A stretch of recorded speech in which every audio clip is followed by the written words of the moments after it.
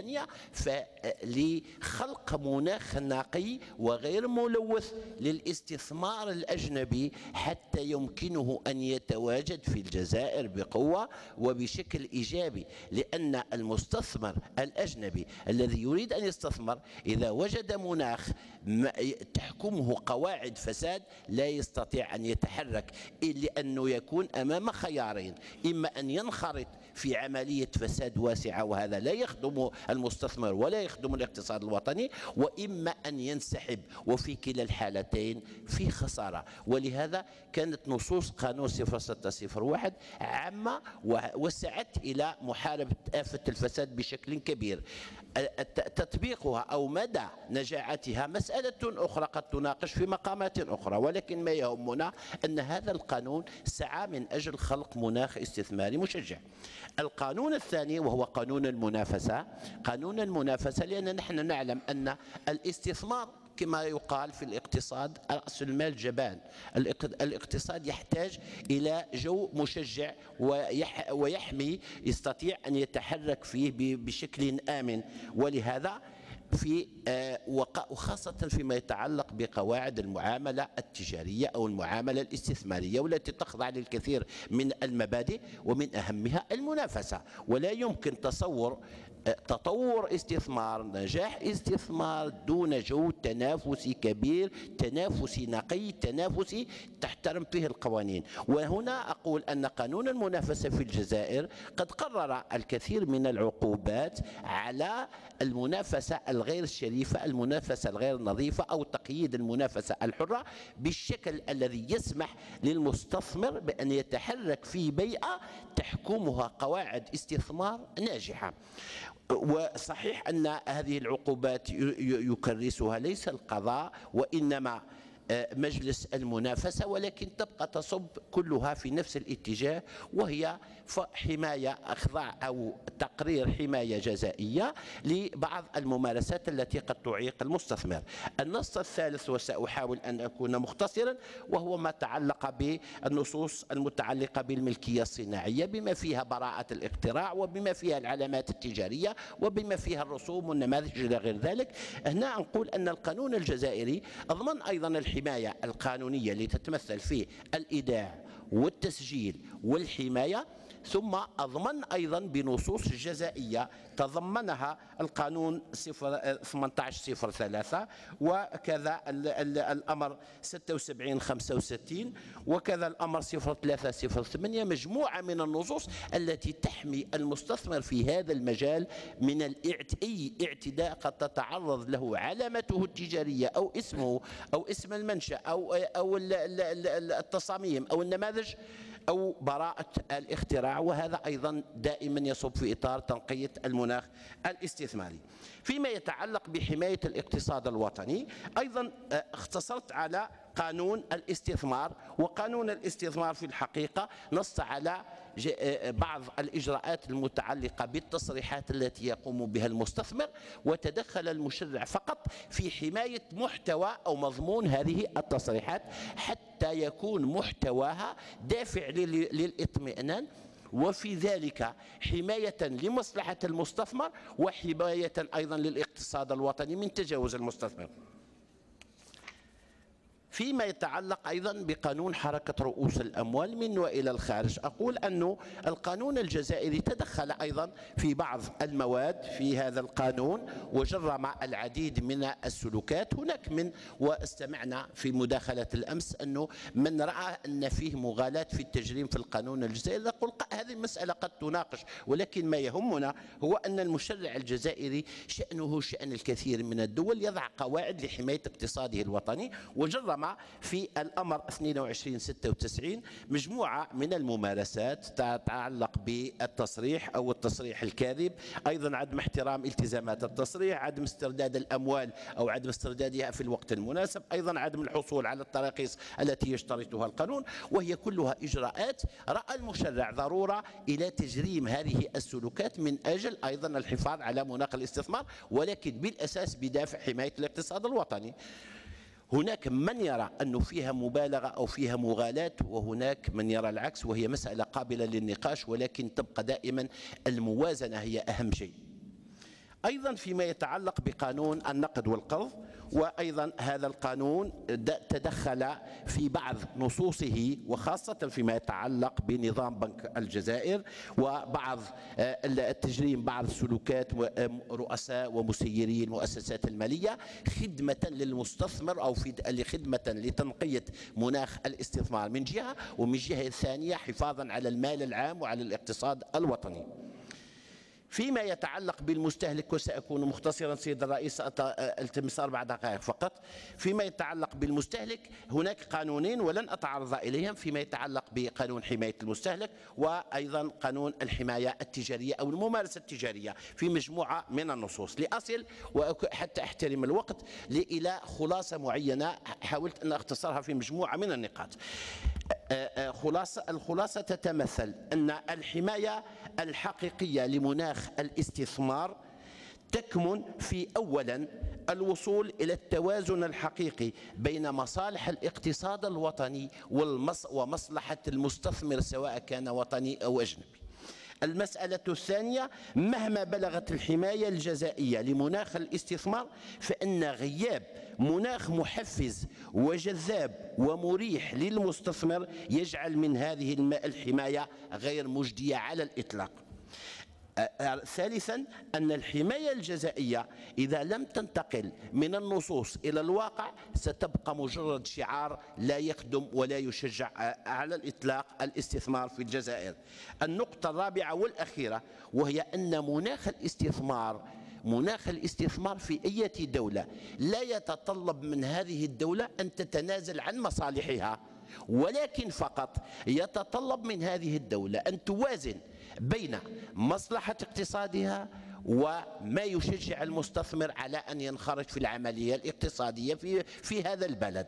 هذا من جهة. من جهة ثانية أن مناخ الاستثمار يتطلب عناصر 4 وهي الاستقرار السياسي لبناء الثقة، الاستقرار الأمني للطمأنينة لأن رأس المال جبان، الاستقرار الاجتماعي لممارسة نشاط مفيد ومربح، والاستقرار التشريعي للديمومة والبقاء والاستمرار في الاستثمار. وأشكر السيد الرئيس. شكرا للأستاذ المحترم على احترامه للوقت وعلى هذه المداخلة القيمة التي جاءت في الحقيقة شاملة لبعض النصوص الجزائية التي تضمنتها بعض القوانين الخاصة التي أشار إليها في محاضرته. بالطبع بعدما رأينا دور القاضي الإداري ودور القاضي العادي ودور القاضي الجزائي، هناك دور أيضا للمحامي يحتاجه المستثمر، هو المجال الجبائي. هذا المجال هو أساس قد إذا ما بلغش إذا قلت أساس تشجيع أو حماية المستثمر هو المجال الجبائي أو الضريبي. طبعا يتدخل في هذا المجال أستاذ مختص ومتخصص الدكتور بن عيسى اسماعيل، محامي لدى نقابة المحامين بباريس، دكتوراه دولة في الجباية والمالية العامة، له أيضا شهادة عليا في العلوم الجنائية من معهد علم الإجرام بباريس. فدون إطالة يتقدم الأستاذ الصديق إسماعيل، تفضل، مرحبا بك. Merci, Monsieur le bâtonnier Valentin. Lorsque j'ai pris connaissance du thème concernant la protection juridique et judiciaire des investissements, il y a des mots qui m'ont quand même interpellé. Plus précisément un mot, c'est le terme juridique. Pourquoi juridique? Parce que si on prend le terme juridique au niveau stricto sensu, strict, on se limite au juridique.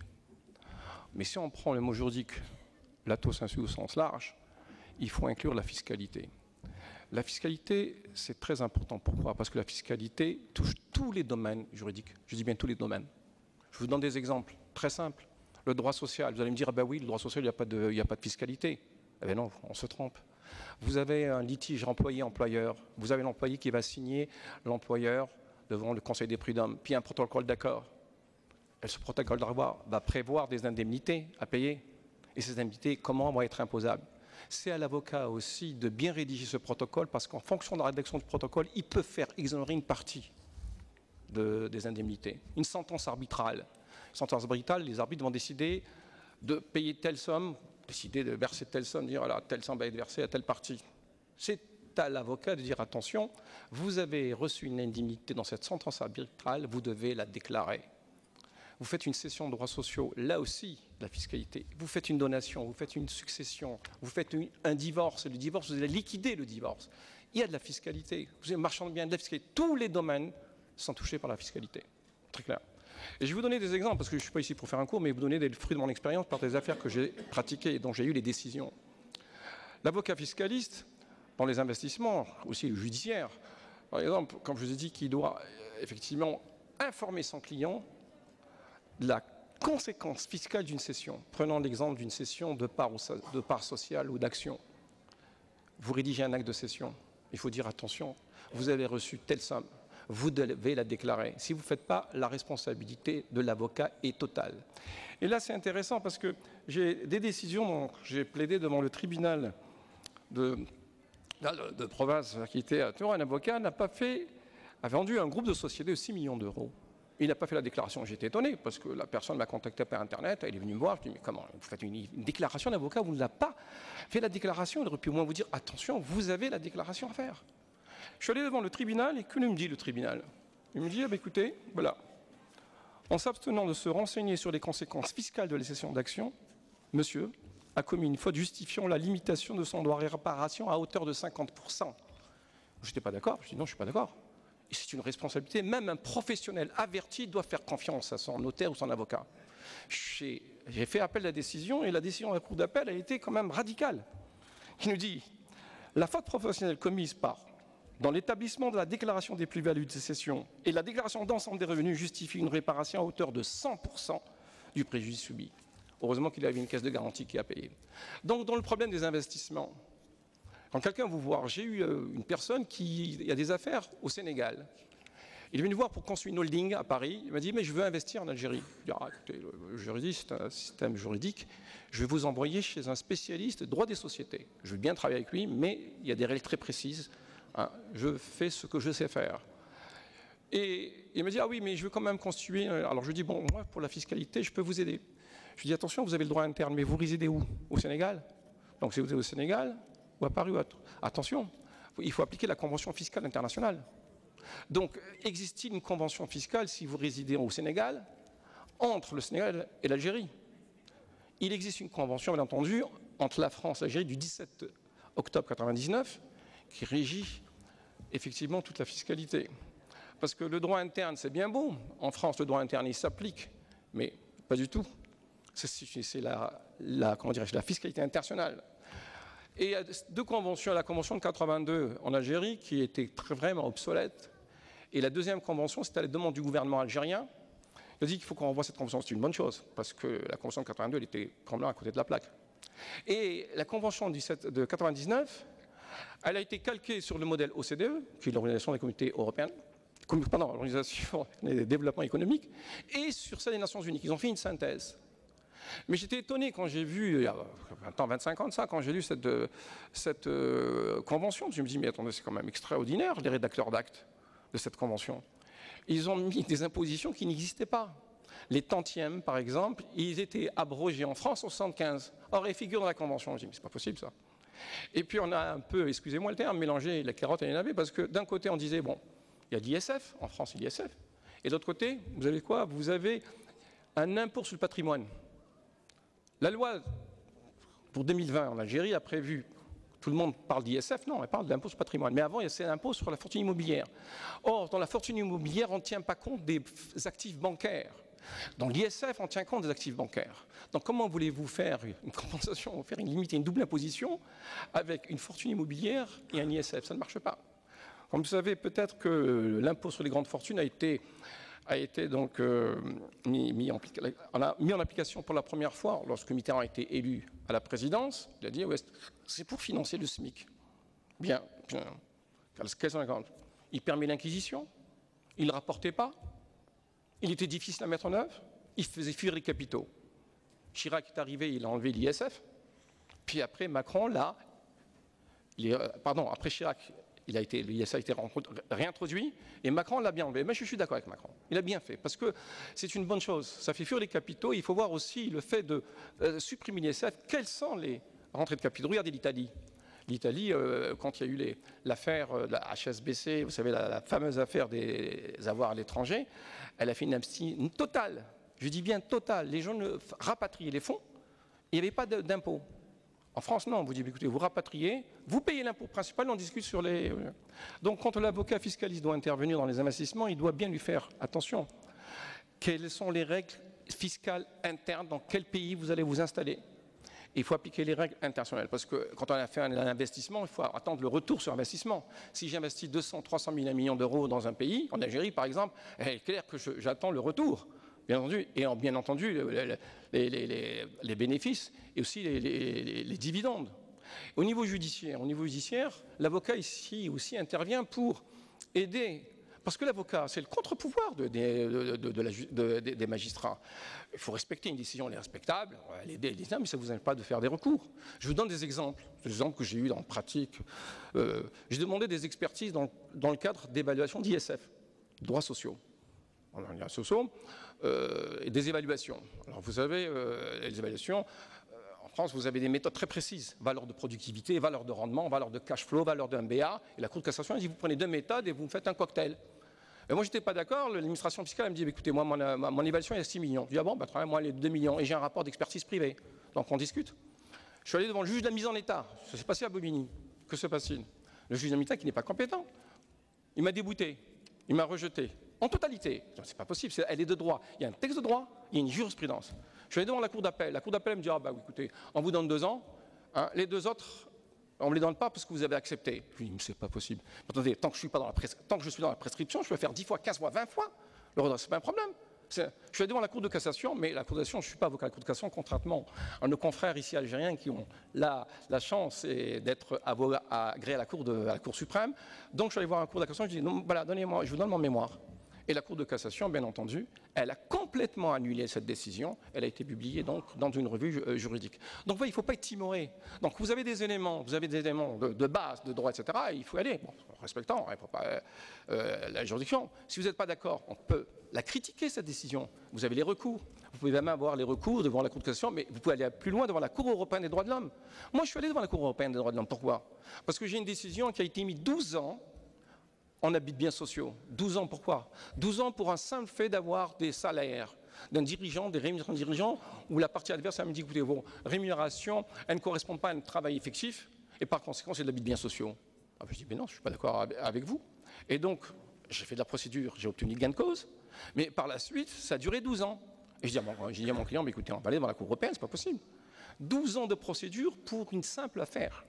Et bien, avant d'aller à la Cour européenne, la Cour de cassation m'a donné raison, parce que vous savez très bien que si elle me donnait tort, j'allais devant la Cour européenne. Et la Cour européenne a condamné à plusieurs reprises les États européens sur ce qu'on appelle ça le dysfonctionnement, qui est le délai irraisonnable de procédure, c'est-à-dire qu'il dure plus de 10 ans, ça dépend des cas. Donc l'avocat fiscaliste qui intervient, il doit intervenir dans la légalité, conseiller dans les investissements, et aussi au judiciaire, qui veulent le contre-pouvoir. C'est très important cela. Et attention, l'avocat ne doit pas faire n'importe quoi. Parce qu'il faut faire attention entre la légalité fiscale, l'évasion fiscale, l'optimisation fiscale et la fraude fiscale. Bon, la fraude fiscale, vous savez très bien ce que c'est. Hein, je vais frauder, très simple. Je charge la barque au niveau des charges avec des factures fictives, c'est de la fraude fiscale. L'évasion fiscale, c'est utiliser les lacunes, je dis bien une lacune, ou les faiblesses de la législation d'un État pour payer moins d'impôts. Alors je vous donne un exemple très simple. L'affaire Airbnb. Il y a quelques années de ça, j'étais à Paris le 19 août, et un encart publicitaire avec le Parisien. Airbnb réalise 260 millions de chiffre d'affaires et paye 60 000 euros d'impôts, en grand.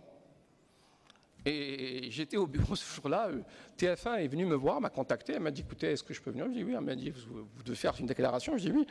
Et j'avais soutenu, je dis, mais attendez, mais c'est de la diffamation. Pourquoi? Parce que les dirigeants, là aussi, le dirigeant joue un rôle de conseil dans les investissements. Ils ne vont pas venir en France, là, elle ne va pas venir en France. Airbnb, elle va arriver en France pour un taux d'imposition de 31%. Maintenant, il est 31%. Elle va en Irlande, le taux d'imposition est 12,5%.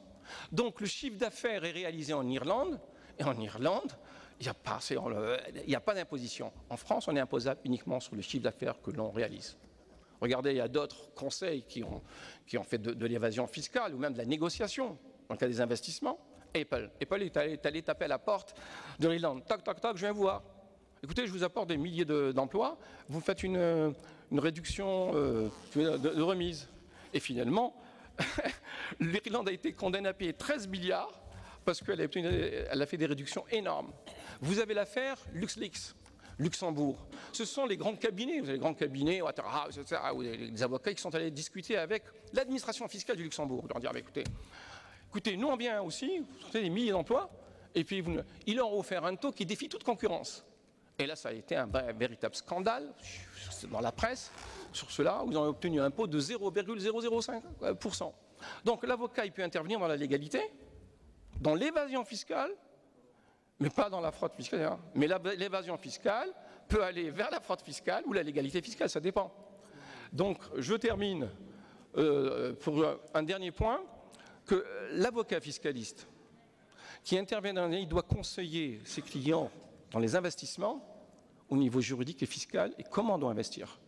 C'est très important. Et au judiciaire, il est là le contre-pouvoir vis-à-vis des magistrats, parce qu'un magistrat est là pour appliquer la loi, tout simplement. Il y a une jurisprudence. Si vous m'accordez 3 minutes, je voudrais rappeler une petite affaire qui a défrayé la chronique. Cette affaire, c'est l'affaire HSBC. Je crois que vous avez entendu parler. L'affaire HSBC où il y a eu Falciani, un certain Falciani qui a volé les fichiers à Genève. Il est allé dans l'administration fiscale. 120 000 noms. 120 000 noms. Mais l'administration fiscale ne veut pas les utiliser. Parce que ce n'était pas légal. Si elle les utilisait, on poursuit l'administration pour recel. Alors qu'est-ce qu'elle a fait? Elle a fait une requête auprès du tribunal de Nice avec Éric de Montgolfier, à l'époque procureur, des magistrats, français, suisses, ils sont allés taper à la porte de ce Falciani. Ils ont récupéré les fichiers. Et l'administration a donné les fichiers à l'administration. Et l'administration a dit, alors maintenant je vais commencer mes redressements fiscaux. Donc elle a commencé. Elle avait un modèle tout prêt. Et à l'époque, le ministre du budget qui avait dit, moi j'ai 3 000 noms, vous allez voir ce qui vous arrive. Voilà la fameuse phase des 3 000 noms. Et c'est faux, il y avait 120 000 noms. 100 000 noms qui ont été caviardés, qui ont été effacés. Mediapart, un journal suisse, ils ont dit mais c'est un scandale. Que se passe-t-il? Commission au niveau de l'Assemblée nationale, Éric Ecker, socialiste, rapport. Il a fait un rapport, il dit oui, mais écoutez, il y a des doublons, il y a des comptes au sommet. Mais d'accord, doublons, mais toi. Alors qu'a fait Hollande Hollande, il a fait voter un texte. On peut utiliser les documents volés. C'est pas possible. Alors, tout de suite, saisine de 60 sénateurs du Conseil constitutionnel. Le Conseil constitutionnel a dit non. On dit écoutez, si les documents étaient volés, certes, mais s'ils étaient dans le domicile privé, c'est sacré, on n'y touche pas. En revanche, pour le reste, débrouillez-vous. Allez, chaque juridiction rendra sa décision. On nous sommes retrouvés avec 3 jurisprudences. Une jurisprudence civile, commerciale, véhicule. On ne peut pas utiliser les documents volés. Une jurisprudence fiscale qui a rendu un arrêt et dit ah ben oui, on peut utiliser. Et contre toute attente, 1 an après, c'est pas possible. Revirement de jurisprudence, le Conseil d'État dit ah bah oui, vous pouvez les utiliser. Tous les contrôles fiscaux ont été abandonnés, ils sont tous capotés. Il reste que le pénal. Et le pénal, nous avons un article, le fameux article, qui nous dit que vous pouvez utiliser tout mode de preuve. Bah, très bien, tout mode de preuve. Et alors, c'est pas très clair parce que vous avez des décisions, je termine, des décisions qui disent oui, effectivement, ils ont été condamnés, d'autres non. Mais c'est très simple, j'arrive dans un tribunal, écoutez, moi, Monsieur le Président, je demande des fichiers. Les fichiers originaux à l'administration, les originaux, hein, vous donnez. J'accepte pas une copie. D'ailleurs, le Code civil, le procédure civile nous refuse des copies. Après, on discute. Donnez-moi les originaux. Et l'administration ne donnera pas les originaux. Pourquoi? Parce que c'est très bien qu'il y a des noms très importants d'hommes politiques où ça a été falsifié. Donc, voyez, j'étais très court en 15 minutes. Je ne veux pas vous raconter d'autres affaires et je vous remercie de votre attention. Je dirais tout simplement. Attendez, je n'ai pas terminé. Je voulais dire quelque chose. Zamalati, Zoumalayi, shukran jazilan wa marhaban wa shukran jazilan wa marhaban. Wassalamu alaikum wa rahmatullahi wa barakatuh. نسألك عربية non? شكرا للأستاذ إسماعيل بن عيسي على هذه المداخلة. فعلا للمحامي دور كبير في مجال توجيه المستثمر من أجل عدم الوقوع فيما يتعلق بالغش الضريبي أو بالتهرب الضريبي، وهذا يقتضي منا كمحامين أن نتخصص، لأن التخصص في مثل هذه تخصصات الضرائب يجعل يعني التجربة التي أوردها قبل قليل في بعض القضايا يجعل منا أو يجعل المستثمر يثق في النظام الضريبي.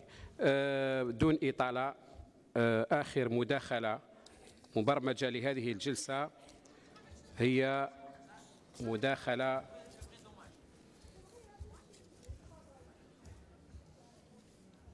العفو. طبعا بعد ما رأينا دور القضاء ودور المحامي في حماية المستثمر، معنا تجربة مستثمر أيضا هو السيد علي باي نصر الدين، رئيس جمعية المصدرين الجزائريين، وفي نفس الوقت خبير في مجال ترقية الصادرات.